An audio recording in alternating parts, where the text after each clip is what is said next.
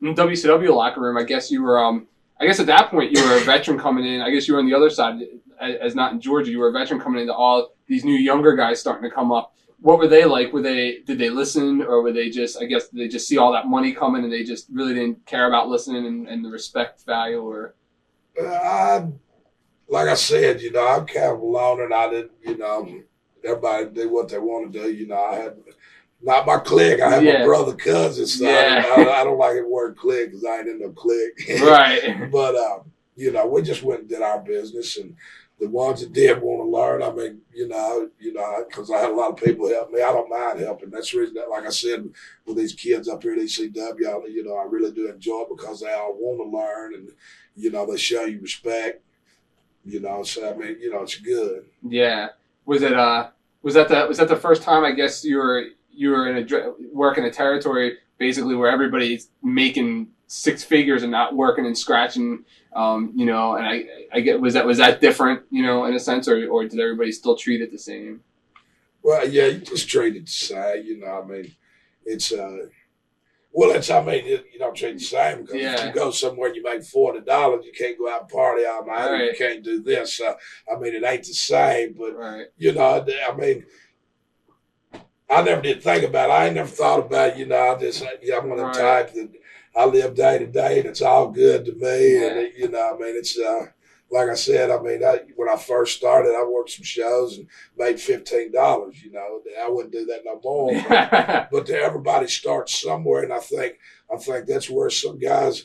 I mean, if you don't start there and do that, and then you get a big money contract, I don't think you understand the business. I mean, you've got to pay some dues somewhere. You can't relate to a lot of the. Yeah, you've got to be there. I mean, I call it hard times. I've been there when we run up down the roads, and but I mean, it's still all been good to me. I mean, some people call it hard times. Some people might even say you're crazy as hell for doing it. But, I mean, if it's something you want to do, you stick it out. I mean, that's like a musician. They play in bars, and some of these little old bars they play in, they don't make nothing, but they keep juking just to get the opportunity to get a break. So I think I mean, you can get a break, but I think you got to make your breaks yourself too, though. Yeah, definitely. What was I guess when you were part of the York Foundation, was that like the first time you ever actually had a gimmick, or because I know that most of the other time you were just Tommy Wildfire Rich? They probably had to be. Yeah, was it fun, the York Foundation, or was it just Yeah, then that kind of pissed me off too, because there they had something that we had a lot of heat with it, and they never did nothing with it. Yeah, because you had Ricky Morton, you had Terry Taylor, Terry Taylor, Rotunda. Yeah, it's all not only with it, you guys, you had all that heat, you had all that good talent there too, And that one I never did figure out. I don't know why, I don't know why, but they never did. I mean, that right there. I mean, I seen the opportunity for money to be made with it, and they never did nothing. I don't know.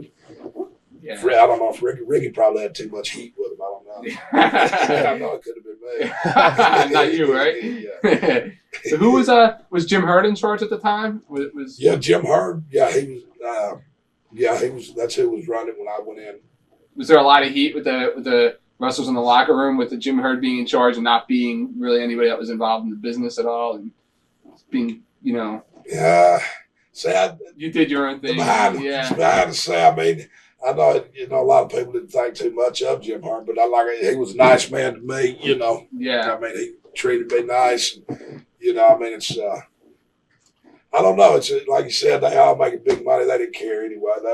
That's the thing. I didn't care who had it because they all making big money. They just get that check, and that's all that matters, Yeah. When you left, was Jim Herd still in charge, or was it Kip Fry maybe, or? I think I left. Maybe when Jim left, I left. Oh, yeah. I don't remember. It's right there because I think Eric Bischoff took over after Herd, didn't he? Well, I think it was Kip Fry and then Bill Watts and then Eric Bischoff. Were you there when Bill Watts was there? I was there. I guess I was there with Kip Fry because my contract run out when Watts come in, and so I just left. Yeah. Oh, okay. So you really didn't work a lot with Watts there. That was like I never did. He came in, you went out. Yeah. Where did you wind up going after that? After WCW? Just worked independence. Yeah. Went to Japan a couple of times. You worked all Japan, right? Baba? Yeah, Baba. You like it over there? Yeah, I used to.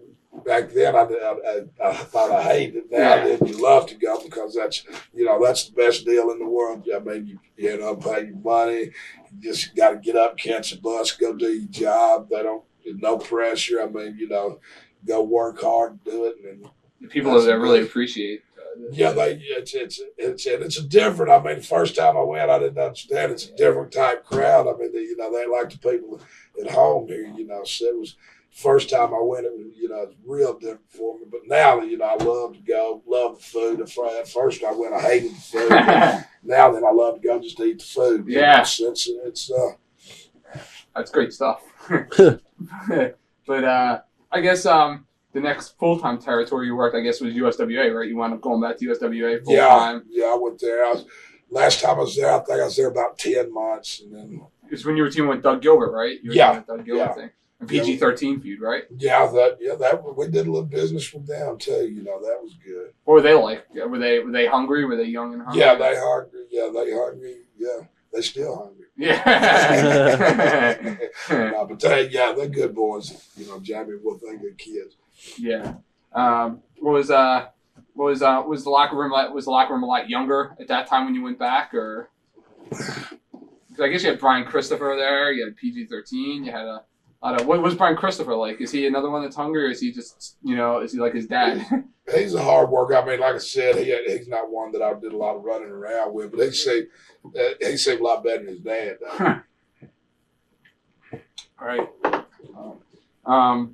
I guess after that, after the USWA, you went to Smoky Mountain then for a little while, like right at the tail end of it. And they folded too. Yeah, I told you I shut them all down. Yeah, I'd come in and Vince should hire you, just send you around to the different territories. Run them out of business. But I come in on the end of theirs. I mean, but I think the reason he shut down, the guy that was backing him, Sandy Scott. No, it was Rick Rubin, right? Oh yeah, Rick Rubin. I guess I don't know. Yeah. I don't know who it was, but he had a backer and he pulled out on him, and but he was still his business. I mean, he was still drawing houses, I think he got the offer from Vince to come up there, and he just seen his opportunity to get out of it. That's what it was. Right. Did you like it down there? Did it remind you a lot of Georgia, the Smoky Mountain area? Or? Yeah, it was good. It was good for me because it was close to home. I'd go up there 3 or 4 days a week, and I could go home. I mean, I enjoy the road, but now 4 or 5 days a week. I like to take some time off. I like to go fishing. Yeah, go out drinking and carrying on too. Chasing women. Yeah, of course we can do that today. Watch thousands of exclusive shoot interviews right now on TitleMatchNetwork.com.